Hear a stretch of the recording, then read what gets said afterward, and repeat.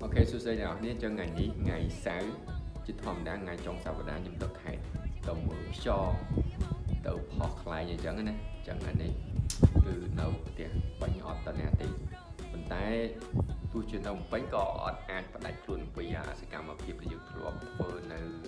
tạm chuẩn nó bọt chẳng dùng nâng ngon đã nên tàu mơ cả trên chấm trò cứ chọn bờ chọn bờ nó cứ xa đâyប៉ុន្តែឥឡូវវាអត់ទាន់ធំឲ្យខ្ញុំទៅញាស់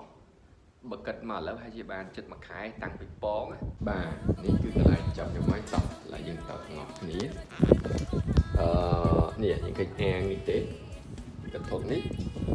ខ្ញុំមិនមែនចាំនឹងរហូតដល់ធំទេគ្រាន់តែដាក់វាឲ្យធំមកប្រហែលជាប៉ុនកូនដៃអីយើងយកទៅលើដបូលផ្ទះណាដបូលផ្ទះលើទៅធ្វើអាងលើដបូលតែម្ដងដល់ឥឡូវ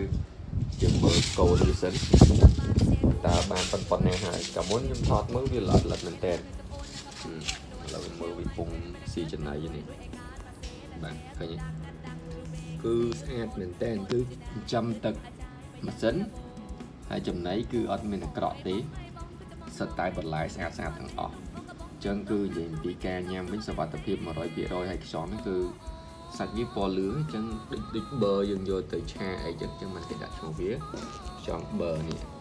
ជាមួយតធំប៉ុនមេជើងនេះគឺលឿងល្អតែម្ដងអញ្ចឹងគឺសុវត្ថិភាពក្នុងការញ៉ាំ 100% គឺអត់បារម្ភទេ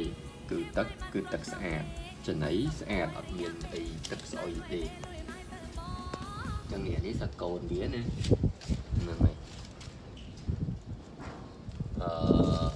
ចឹងប្រហែលជាពីប៉ុណ្្នឹងទៅប្រហែលជា3ខែទៀតអាចញ៉ាំបានហើយបាទហើយនេះអាចទៅញ៉ាំយកដាក់មុន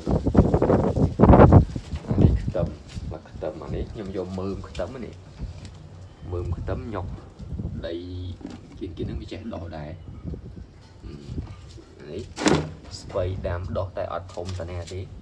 អាលួយអស់ហើយអានេះតឡងប្រាំងតគួនមិនដឹងមិនអានេះអាលួយអស់លេងអានេះរៀងល្អផងបាទបើខាងនេះវិញដាំអត់ដោះតែម្ដងពិសាអាក្រមខ្ញុំដាក់កតិចកទីផ្ទះបាយទៅពេលវាដោះរឹសទៅប៉ះលុយអស់លេងឥឡូវយើងមកមើលអាងមួយទៀតនេះបាទលើសលេងចាប់បាទអ្នកអរខ្ញុំនោះនាំនេះស៊ីដល់ក្តាំងតែម្ដងឃើញទេនេះដល់ក្តាំងខ្ញុំដាក់ព្រឹកមិញដាក់ព្រឹកមិញ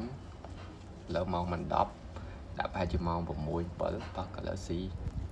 ចង់អស់ហើយបាទឡើងក្តាំងនេះបាទនេះបាទអញ្ចឹងតែមួយខែទៀតឥឡូវតើមានលុយរត់ទិញអាងដាក់លើដបូលហើយខ្ញុំយកកាផ្លោកហ្នឹងមកពីខេត្តដោយខ្យងបឹងមកដែរខ្យងបឹងមករូបដែរនេះនេះធំនឹងខ្យងបឹងតូចខ្យងប៊ឺតែខ្យងប៊ឺទៅវាសូវផ្អើលមែននេះខ្យងបឹងរត់អស់នេះខ្យងបឹងមកទៀតមកស៊ីមួយពីមួយឯងដែរនេះមកស៊ីបាទអញ្ចឹងតិចទៀតខ្ញុំអត់មានខ្វះពូជលក់ឯងនេះដល់ខ្ញុំចង់ទិញអីទិញបានទិញពងក៏បានទិញមីក៏បានឥឡូវពងនៅខេត្តមានច្រើនតែមីអត់ទេមីតើប្រហែលជា3ខែទៀតបានអស់នេះធំហើយពងបានអូចង់បងទៀតនេះអូបងមួយទៀតនេះពងហាមួយអត់ដែលឃើញមាត់ខ្យងនឹងមាត់ចង់ដូចជាខ្ញុំរាប់មើលដូចជា7 8ដែរចង់បើខ្យងបឹងវាដោយតាមកាផ្លោកយកមកងាប់ទៅពេលដាក់ទៅខ្យងវាងាប់ទៅរស់វិញអូខេអញ្ចឹងខ្ញុំមើលប៉ុនខ្ញុំដែរខ្ញុំថតឲ្យមើលម្ដងទៀត